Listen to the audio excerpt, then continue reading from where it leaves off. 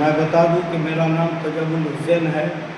मैं जन स्वराज पार्टी में प्रदेश स्टेट कोर कमेटी का सदस्य हूँ और लोहा का ये दरभंगा जिला का प्रभारी रहे और इधर मधुबनी जिला में भी हम रहे, इसमें क्या कहते उपाध्यक्ष हूँ। आज मैं लोहा विधानसभा से संभावित प्रत्याशी भी हूँ। और आपने जो सवाल किया है, सबसे पहले मैं आपके सभी चैनलों को, सभी साथियों को मैं धन्यवाद देता हूं कि आप आकर के समय निकाल करके हमारी अनुमंडल के संगठन जिला में आप कार्यालय में आकर के आप हम लोगों से ज्ञान ले रहे हैं। इसके लिए हम आपको बहुत बहुत धन्यवाद देते हैं। खास करके आपने पूछा है कि किस बात को लेकर के प्रेस कॉन्फ्रेंस हो रहा है, तो जैसा कि आपको मालूम है कि प्रदेश के निर्देशानुसार जन स्वराज पार्टी बिहार में के जो सूत्रधार हैं, बिहार जन स्वराज के जो सूत्रधार हैं आदरणीय प्रशांत किशोर जी, उनका मुहिम है कि हम इस बिहार में बदलाव चाहते हैं। सत्ता परिवर्तन नहीं, बिहार में बदलाव। इसलिए बदलाव कि यहाँ पलायन जो सबसे ज़्यादा मजदूर से लेकर के और सारे लोग का जो पलायन है बाहर बह रहा है, इसके पलायन को रोकने के लिए उच्च तकनीकी शिक्षा, जो हमारे गुणवत्ता वाली शिक्षा होना चाहिए, जिसका कोई यहाँ पर टेक्निकल इंस्टीट्यूट या बड़ा इंस्टीट्यूट नहीं है जहाँ बच्चों को शिक्षा मिल सके।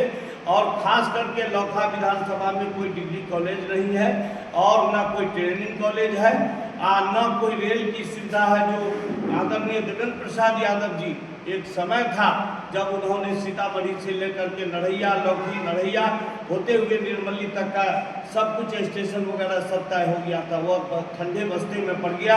आज के जो लोग MP आए कभी इसको चर्चा नहीं की।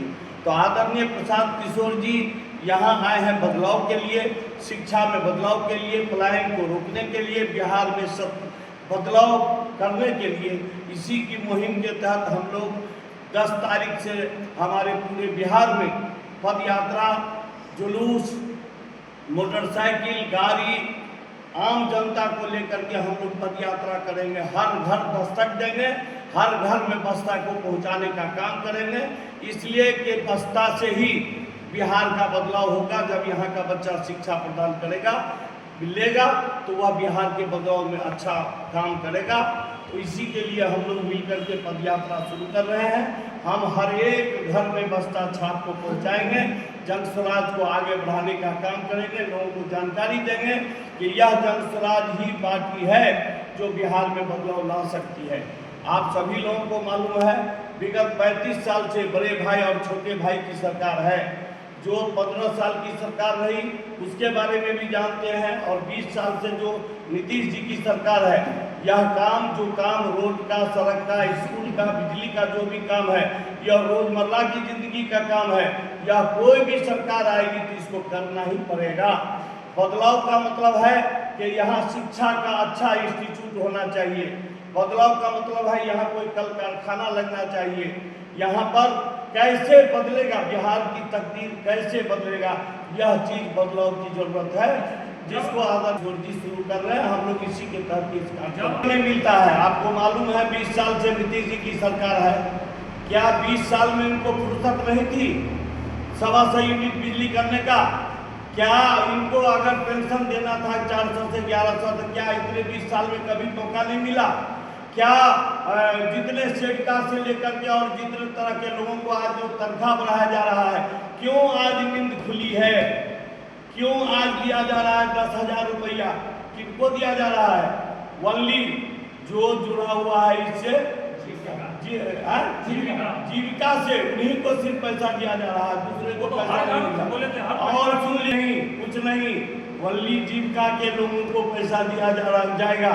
और उसमें भी जो कर्मचारी लोग हैं वो अंधाधुंध 2,000, 3,000, 1,500 रिश्वत भी शुरू कर दिया है, जिसको देखने वाला कोई नहीं है। इसलिए कि नीतीश जी अब हो गए हैं, दिमाग उनका ठीक से काम नहीं कर रहा। उनको कुछ नेता मिलकर के, कुछ पदाधिकारी मिलकर के मोहरा बनाया हुआ है, रिमोट कंट्रोल से चलाया जा रहा है। इनको बिहार में इतना अपहरण, लूट, कांड दुनिया हो रहा है, किसी को कुछ पता नीतीश जी को नहीं चलता है। तो आज जनता में आक्रोश है। आज क्यों? एक बड़ा सवाल, 25 के विधानसभा चुनाव में जन स्वराज, उनका कहना है जो जेडीयू को 25 सीट से ज़्यादा सीट नहीं मिलेगा, क्या प्रतिक्रिया? एकदम ठीक है, इसलिए कि जनता देख रही है कि बीजेपी इस बार नीतीश जी को मुख्यमंत्री नहीं बनने देना चाह रहे हैं, नहीं बनने देगा। जिस तरह से महाराष्ट्र में हुआ उससे बदतर स्थिति नीतीश कुमार की होगी और जनता दल यू पार्टी बचेगी नहीं। दो आदमी है मिलकर के इस जनता दल यू को बर्बाद करके छोड़ करके बीजेपी में विलय करा देगा। तो जनता देख रही है कि हम जिसके साथ जाएंगे, जिसको वोट देंगे, वो तो अपने नहीं रहेंगे तो कल को कौन देखेगा हम लोग को। इसलिए प्रसाद जी का कहना है कि 25 सीट से 1 सीट भी ज़्यादा इसको नहीं हो सकता।